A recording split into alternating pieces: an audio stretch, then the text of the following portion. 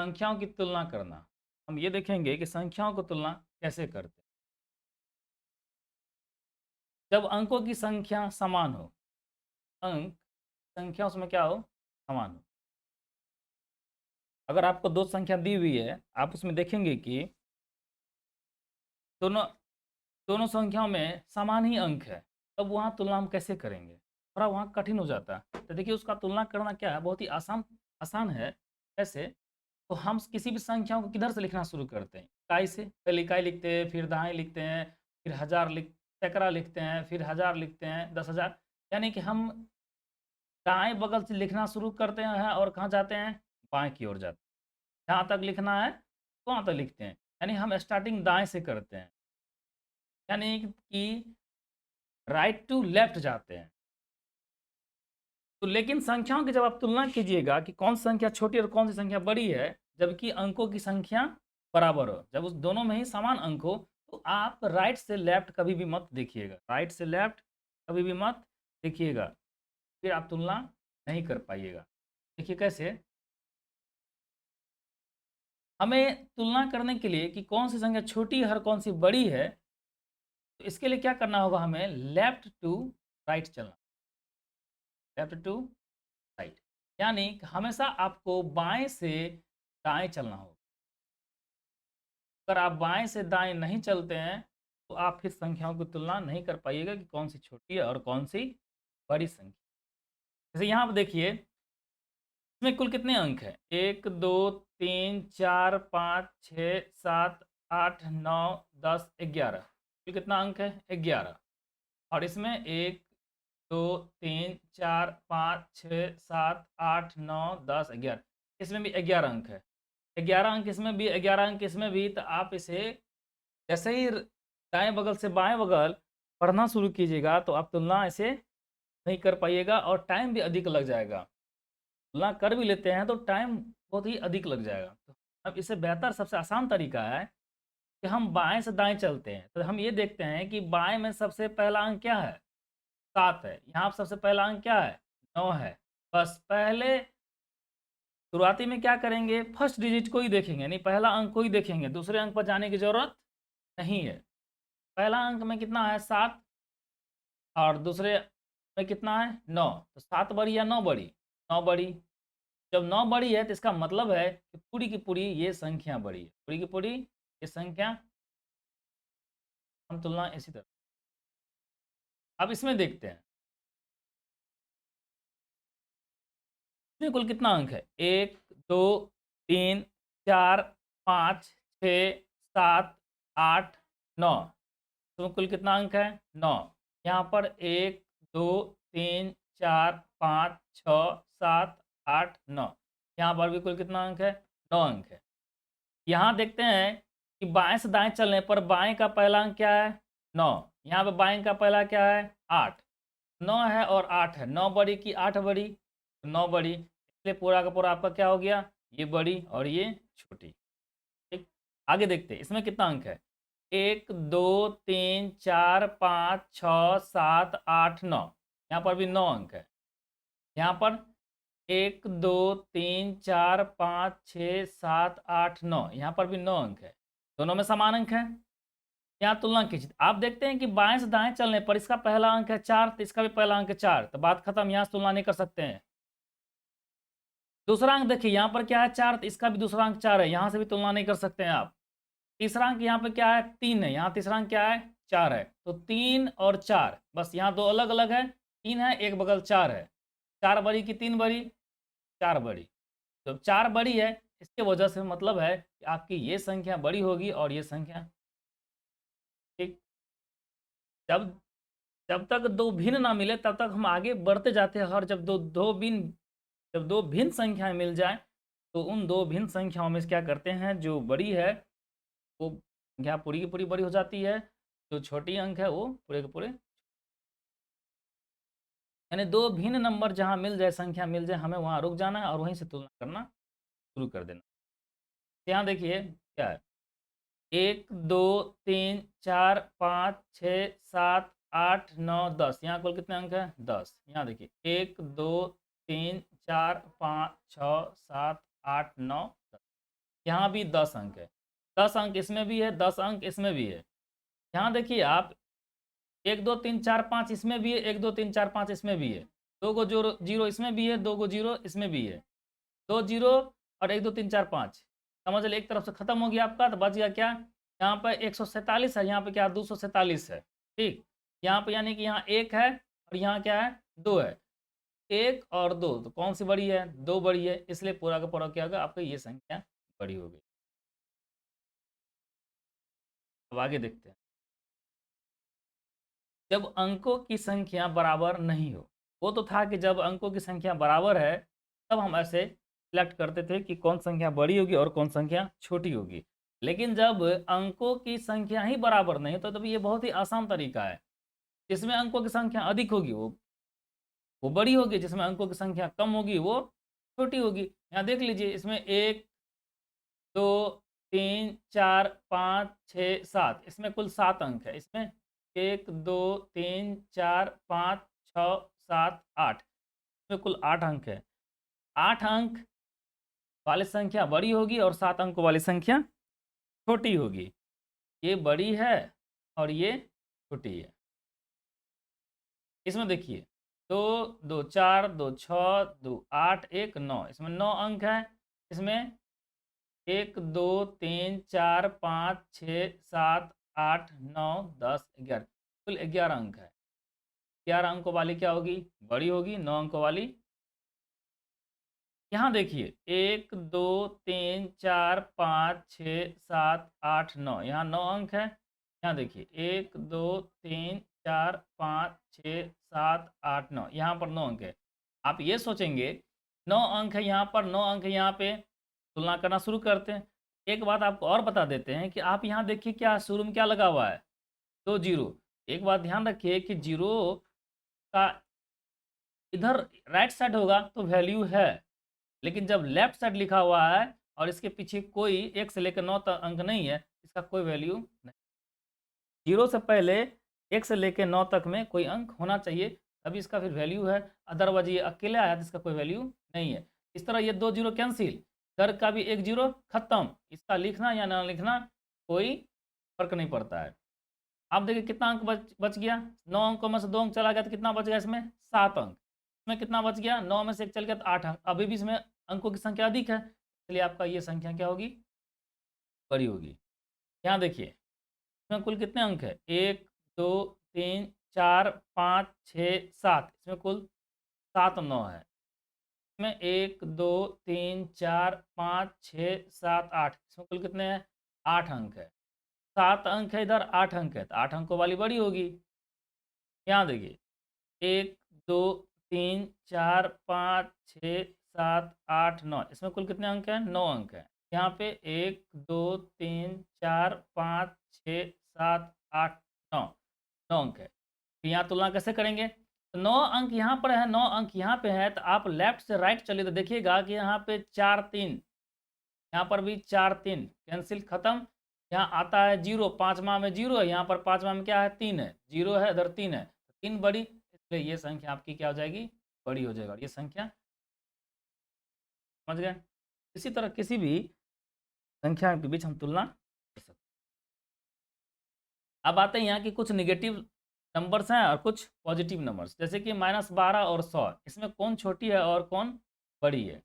तो एक बात ध्यान रखिए कि अगर धनात्मक संख्या है, एक बगल धनात्मक है दूसरे बगल ऋणात्मक है, धनात्मक संख्या ही हमेशा बड़ी होगी। अगर एक धनात्मक है और दूसरा ऋणात्मक है तो धनात्मक संख्या ही हमेशा बड़ी होगी, चाहे वो छोटी ही क्यों ना हो। जैसे कि देखिए यहाँ पे -12 है और यहाँ पे क्या है, 100 है, तो लगता तो देखने से क्या कि 100 बड़ी है, 100 बड़ी है। बात भी सही है, क्योंकि ये प्लस में है और ये क्या है, माइनस में है।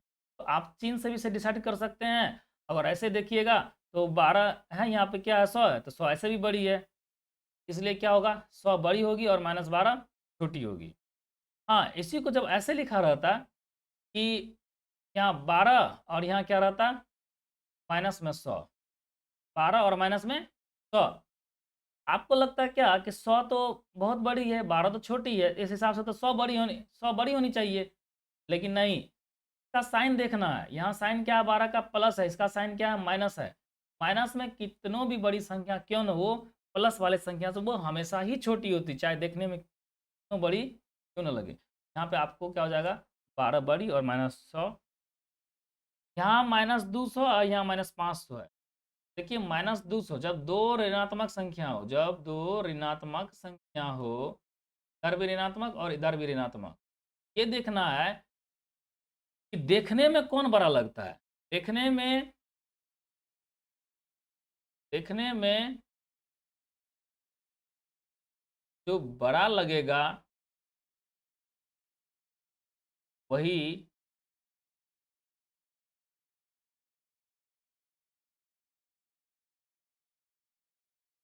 छोटी संख्या, जो देखने में बड़ा लगे वही क्या होती है, आपकी छोटी संख्या। हाँ। यहाँ -200 है और यहाँ पे कितना, -500 है। देखने से लगता है क्या 500 बड़ी है और 200 छोटी है। देखने में जैसे ही बड़ा लगे और दोनों निगेटिव है, इसका मतलब ये छोटी है और ये बड़ी है। यहाँ -10 है, यहाँ 100 है, ये निगेटिव है और ये क्या पॉजिटिव है, ये ऑलवेज बड़ी होगी। यहाँ -5 है, यहाँ 0 है, तो ऐसे जीरो माने तो ना निगेटिव है ना पॉजिटिव है। तो इन्हें देखिए, इन सभी संख्याओं को हम संख्या रेखा के द्वारा समझे तो बहुत ही आसान होगा, हम उसकी बताएंगे। यहाँ -5 और 0 है, तो 0 किस ओर है, 0 के लेफ्ट में क्या आता है, -1, इसके लेफ्ट में -2, इसके लेफ्ट में -3, इसके लेफ्ट में -4, इसके लेफ्ट में -5।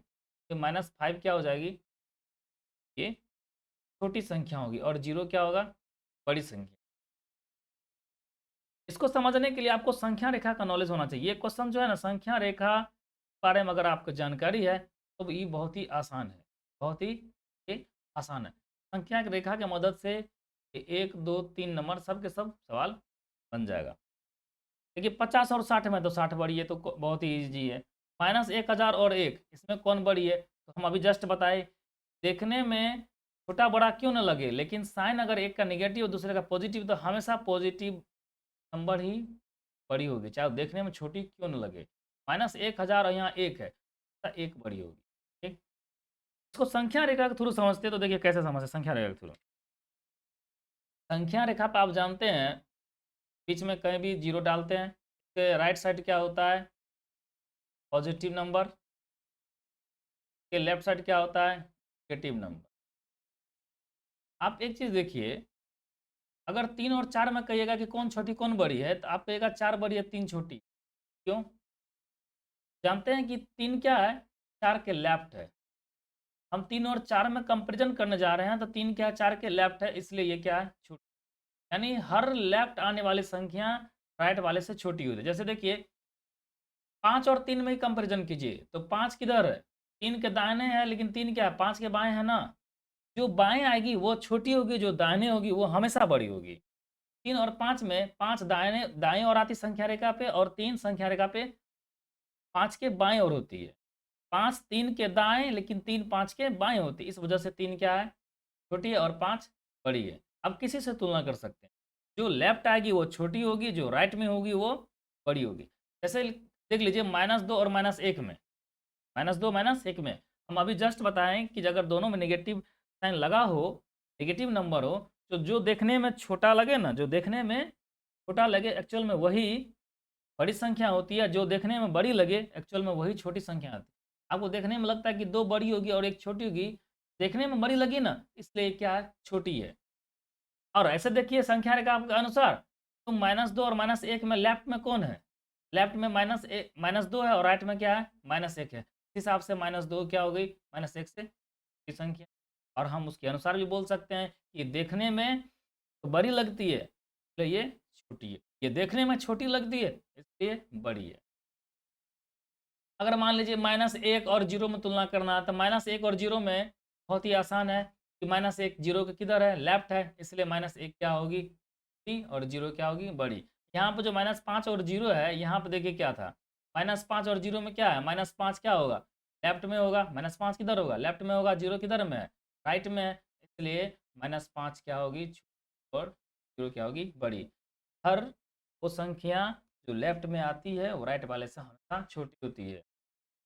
यहाँ -5 और 5 को तुलना कीजिए तो -5 क्या है, 5 के लेफ्ट है, 5 क्या है इसके राइट है ना। लेफ्ट में -5 आता है, राइट में 5 आता है, -5 और 5 50 और 60 में ही ले लीजिए, क्या दिक्कत है। संख्या रेखा बनाइएगा तो पहले 50 होगा के बाद 60 आएगा, तो 50 क्या लेफ्ट, वो लेफ्ट है ना, छोटी है और 60 क्या है बड़ी है।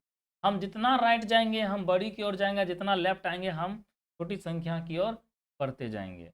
-1000 और 1 में देखिए, एक यहाँ है, -1000 क्या होगा लेफ्ट होगा ना, जैसे ही लेफ्ट होगा -1000, इसलिए क्या है छोटी और ये बड़ी है। हम इसी तरह तुलना करते हो, सबसे बड़ी बात। आइए दशमलव दशमलव वाली संख्याओं को हम तुलना कैसे करते हैं। यहाँ पे कितना है 10.30, 10.55, 55 नहीं पढ़ेंगे, 55 पढ़ेंगे। 10.30 और 10.55। आप देखिए दशमलव से पहले 10 है, यहाँ दशमलव से पहले 10 है, समझने के लिए हटा देते हैं, समझ लीजिए कि हट गया, यहाँ बच गया 0.30। तो पॉइंट के बाद देखिए यहाँ 2 अंक है, पॉइंट के बाद देखिए यहाँ कितना है 2 अंक है, ठीक। तो पॉइंट की भी बात खत्म, पॉइंट की भी बात खत्म। जैसे तुलना कीजिए, ये 30 है, ये क्या 55 है, तो 55 बड़ी होती है, इससे आपको क्या हो गया 10.30 होगी और 10.55 बड़ी हो गई। यहाँ पाइए दशमलव से पहले एक है, दशमलव से पहले यहाँ एक है, एक ही अंक है, तो ये कैंसिल कर दीजिए, समझने के लिए आसान तरीका है, कैंसिल मार दीजिए। यहाँ दशमलव के बाद 4 अंक है, यहाँ दशमलव के बाद कितना 5 अंक है, फिर यहाँ बात कैसे बनेगी। तो दशमलव के बाद कितने अंक है, अंकों की संख्या समान कर दीजिए। तो अंकों की संख्या समान करना आसान है, क्यों, यहाँ 5 अंक है, यहाँ पे कितना है 4 अंक है, तो 4 अंक को 5 अंक बना सकते कैसे, तो एक जीरो डाल दीजिए। जीरो डालने में कोई हर्ज नहीं, आप कितना भी जीरो डाल सकते हैं। हमें एक ही जीरो की जरूरत है, क्योंकि 5 अंक मिल गया, यहाँ 5 अंक मिल गया। अब तुलना कीजिए, 5 अंक के दशमलव हो गया, दशमलव 5 अंकों के पहले हो गया, यहाँ भी दशमलव क्या 5 अंकों के पहले है, दशमलव की बात खत्म, दशमलव की बात खत्म। बच गया इधर क्या चाहिए, यहाँ 2 को 5 है, यहाँ भी 2 को 5 है, बात खत्म। यहाँ 8 है, यहाँ भी 8 है, बात खत्म। बच गया क्या चाहिए, यहाँ 7, 7 खत्म, यहाँ 0 है और यहाँ 7 है, 0 और 7 में कौन बड़ी, तो 7। इसका मतलब है ये संख्या बड़ी होगी, ये संख्या बड़ी होगी और ये संख्या ये आपकी बड़ी है और ये यहाँ आती है। दशमलव से पहले 0, यहाँ दशमलव से पहले 0 है, तो बात खत्म। दशमलव के बाद 3 अंक है, दशमलव के बाद एक ही अंक है, तो हम यहाँ क्या करते हैं, 2 जीरो डाल के 3 अंक बनाते हैं। यानी कि दशमलव के बाद अंकों की संख्या हमेशा समान करना तुलना करने के लिए सबसे बेहतर तरीका है। दशमलव भी खत्म। अब यहाँ पे क्या है, 2 जीरो भी पीछे का खत्म, यहाँ बचता सिंगल 5, यहाँ कितना हो जाता है 200, 5 बड़ी की 200 बड़ी, 5 या 200 में तुलना कीजिएगा आप, आपको क्या मिलेगा, हमेशा 200 बड़ी मिलेगी। इसका मतलब है कि ये बड़ी है, मतलब ये बड़ी है और ये 0.5 और 0.5 डबल जीरो है। देखिए क्या होता है इसमें, दशमलव के बाद यहाँ पे 3 अंक है, यहाँ 1 अंक है, 2 जीरो डाल दीजिए, 3 अंक हो गया, दशमलव की बात खत्म, दशमलव की बात खत्म। तो ये सेम ही सम नंबर है ना छोटी है ना बड़ी है, दोनों क्या आपस में बराबर है, दोनों आपस में क्या है बराबर है। यहाँ पे देखिए 0.307, यहाँ पे क्या है 0.3, यहाँ दशमलव के बाद 3 अंक है, यहाँ दशमलव के बाद 1 अंक है, तो 2 जीरो डाल के 3 अंक बना लीजिए। यानी कि दशमलव वालों में तुलना करने के लिए हमें दशमलव के बाद अंकों की संख्या समान करनी होती है। समान करने के लिए क्या करते हैं, आप मुफ्त में जीरो जितना डाल सकिए, जितनी ज़रूरत हो उतना ही डालिए। यहाँ पे कितना है, दशमलव के बाद 3 अंक है, दशमलव के बाद 3 अंक है, शुरू का 3 खत्म, दशमलव भी खत्म, यहाँ 0.7 है, 0 1 0 खत्म, बच गया 7, यहाँ बच गया 0, तो 7 और 0 में कौन बड़ी है, 7 बड़ी है। आपको ये 307 जो है 0.3 से बड़ी होगी। थैंक यू, आज के लिए इतना ही। आप मेरे चैनल को सब्सक्राइब कीजिएगा, लाइक कीजिएगा और शेयर कीजिएगा, कमेंट भी कीजिएगा मेरा वीडियो आपको कैसा लगा।